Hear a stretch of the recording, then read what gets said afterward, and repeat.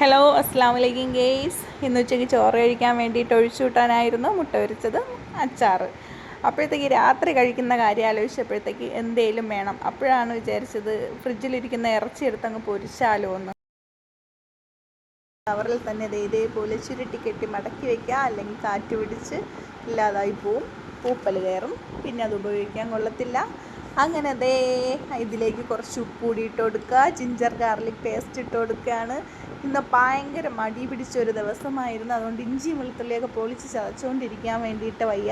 അതുകൊണ്ട് ഞാൻ റെഡിമെയ്ഡായിട്ടുള്ള ഇഞ്ചി ഗാർലിക് പേസ്റ്റ് അങ്ങ് തേച്ച് കൊടുത്തിട്ടുണ്ട്. ഇനി കുറച്ച് ഉപ്പും കൂടിയിട്ട് നല്ലവണ്ണം ഒന്ന് മിക്സ് ചെയ്യുക. അതിന് മുമ്പ് വറ്റൽ മുളക് പൊടിച്ചതുകൂടി, അത് റെഡിമെയ്ഡാണ് വറ്റൽ മുളക് പൊടിച്ചത്, അതുകൂടി ഞാൻ ഇതിലേക്ക് ചേർത്ത് കൊടുക്കുന്നുണ്ട്. ഈ മടിയൻ മല ചുമക്കും എന്ന് നിങ്ങൾ കേട്ടിട്ടുണ്ടോ? അതേപോലെയായിരുന്നു ഇന്നത്തെ എൻ്റെ അവസ്ഥ. അപ്പോൾ വറ്റൽ മുളകൊക്കെ ഇട്ട് കുറച്ച് വെളിച്ചെണ്ണ കൂടി വീത്തി ഇതിനെ നല്ലവണ്ണം ഒന്ന് മിക്സ് ചെയ്തെടുക്കുക. വെളിച്ചെണ്ണയ്ക്ക് ഇപ്പോൾ പൊന്നിൻ്റെ വിലയാണ്. 200 രൂപയിൽ കിടന്ന വെളിച്ചെണ്ണയുടെ ഇപ്പോഴത്തെ വില എത്രയാണെന്ന് നിങ്ങൾക്കറിയാമോ? 280, അല്ല 380. കാണുന്നുണ്ടോ? എവിടെ കണ്ടൂടാ? ഇപ്പം കാണാവോ? 380. അപ്പോഴത്തേക്ക് ഞാൻ കുറച്ച് വെളിച്ചെണ്ണ കൂടി വീത്തി മിക്സ് ചെയ്തിട്ടുണ്ട്. ഇനി ഇതിനെ നല്ലവണ്ണം മസാല പിടിക്കാൻ വേണ്ടി നല്ലവണ്ണം ഒന്ന് മിക്സ് ചെയ്ത് കുഴച്ചെടുത്ത് മാറ്റി വയ്ക്കുക. 15 മിനിറ്റിന് ശേഷം ഗ്യാസ് അടുപ്പ് കത്തിക്കുക, ഇതിനെ ഫ്രൈ ചെയ്തെടുക്കുക. ഇവിടെയാണ് എനിക്കൊരു 8ൻ്റെ പണി കിട്ടുന്നത്. മടിയം മല മാത്രമല്ല, പലതും ചുമക്കും. അപ്പോൾ പെട്ടെന്ന് ജോലി തീർത്തിട്ട് ഓടിപ്പോകാമെന്ന് കരുതി കിച്ചണിലേക്ക് വന്ന ഞാൻ പെട്ടുപോയി എന്ന് പറഞ്ഞാൽ അതൊരു 1.5 പിടക്കായിരുന്നു. പിന്നെ എന്നെ രക്ഷിക്കാൻ വേണ്ടിയിട്ട് എൻ്റെ മാതാശ്രീ വന്നു. അങ്ങനെ ഇറച്ചി പൊരിച്ചെടുക്കാൻ വേണ്ടിയിട്ട് ഗ്യാസ് അടുപ്പ് കത്തുന്നില്ല. എന്താ കാര്യം? ഗ്യാസ് ഒന്ന് ഉച്ചക്കേ തീർന്നു പോയി. ഞാൻ ആ കാര്യം മറന്നുപോയി, ഓർത്തില്ല. അങ്ങനെ ഒരു 8ൻ്റെ പണിയും കിട്ടി. പിന്നെ പോയി ഉമ്മാടെ കൈയും കാലും പിടിച്ച് അടുപ്പെത്തിച്ച്. പുറത്താണെങ്കിൽ നല്ല ഇരുട്ടായിട്ടുണ്ട്, അതുപോലെ മഴയും.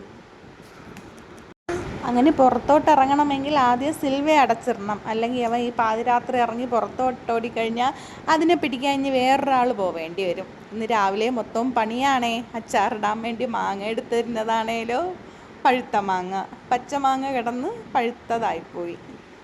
അത് പക്ഷേ ഉർവശി ശാപം ഉപകാരം എന്ന് പറയും കണക്ക് നല്ല മധുരമുള്ള മാങ്ങയായിരുന്നു കേട്ടോ അത്.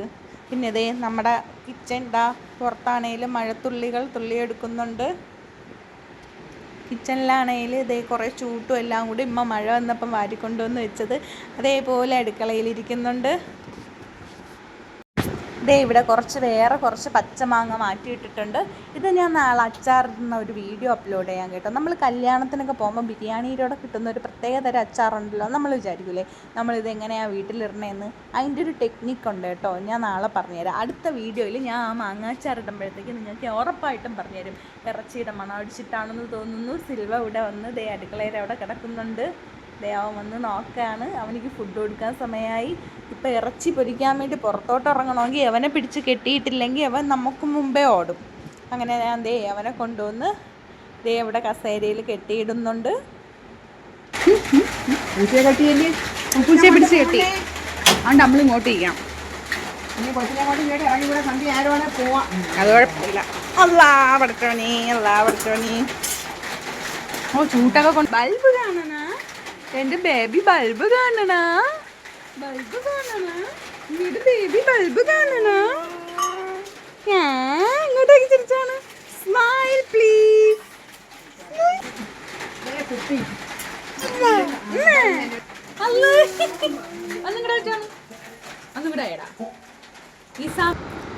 എൻ്റെ ഉമ്മ ഇപ്പം നല്ലോണം അടുപ്പ് കത്തിച്ചിട്ടുണ്ട്. തീയൊക്കെ നല്ല കത്തി പടർന്ന് വന്നിട്ടുണ്ട്. അടുപ്പിൽ തീ പിടിച്ചിട്ടുണ്ട്. ഇപ്പോൾ കോക്കനട്ട് ഓയിൽ ഒഴിച്ച് നമ്മളിത് പുരട്ടി വെച്ചിട്ടുള്ള ഇറച്ചി ഇതിലേക്ക് ഇട്ട് കൊടുത്ത് ഫ്രൈ ആക്കി എടുക്കുകയാണ്. പുറത്ത് മഴയുണ്ട്. ഭയങ്കര മഴയില്ല, മഴ ചാറുന്നുണ്ട്. ഇതിൻ്റെ ഇടയ്ക്ക് ഉമ്മ ഇതൊക്കെ ഇട്ട് കഴിഞ്ഞ് ഞാൻ വീഡിയോ പിടിച്ചതിന് ശേഷം അകത്തോട്ട് കയറിപ്പോയി. ഇടയ്ക്ക് കറണ്ട് പോയായിരുന്നു. അപ്പോഴും മൊബൈലിൻ്റെ വെട്ടം കത്തിച്ച് കൊടുക്കാൻ വേണ്ടിയിട്ട് ഞാൻ വന്നതാണ്. അപ്പോഴത്തേക്ക് ചിക്കൻ ഫ്രൈ റെഡി ആയിട്ടുണ്ട്. കറണ്ട് പോയിട്ട് പെട്ടെന്ന് തന്നെ വന്ന് ഇതേ ഇപ്പോൾ ഇവിടെ ചിക്കൻ ഫ്രൈ ഒക്കെ റെഡി ആയിട്ടുണ്ട്. ഇനി ഇതേ അടുപ്പിലേക്ക് തന്നെ ഞാൻ മോനിക്ക് കുറച്ച് കുറുക്ക് കൂടി കാച്ചിയെടുത്തോണ്ട് കയറി പോകുന്നുണ്ട്. അടുപ്പ് എത്തിച്ചത് എന്തായാലും നന്നായി. ഗ്യാസ് ഇല്ലാത്തതുകൊണ്ട് മോനിക്ക് കുറുക്കും കൂടി കാച്ചണമായിരുന്നു. അതെന്തായാലും നന്നായി കിട്ടി. അടുപ്പിൽ തീ കത്തിച്ചെടുക്കാനാണ് പാട്. ഞാൻ ദേ മോൻ്റെ കുറുക്ക് റെഡിയാക്കുന്നുണ്ട്. അപ്പം അത് ഏകദേശം ആയിട്ടുണ്ട്. കുറച്ചുകൂടി കട്ടിക്ക് കാച്ചിയെടുത്ത് ദേ ഇപ്പം കഴിക്കാൻ വേണ്ടിയിട്ട് ഉച്ചയ്ക്ക് വെച്ചതിൻ്റെ ബാക്കി ചോറ്, ചക്ക, ദേ അച്ചാറ്, ചിക്കൻ ഫ്രൈ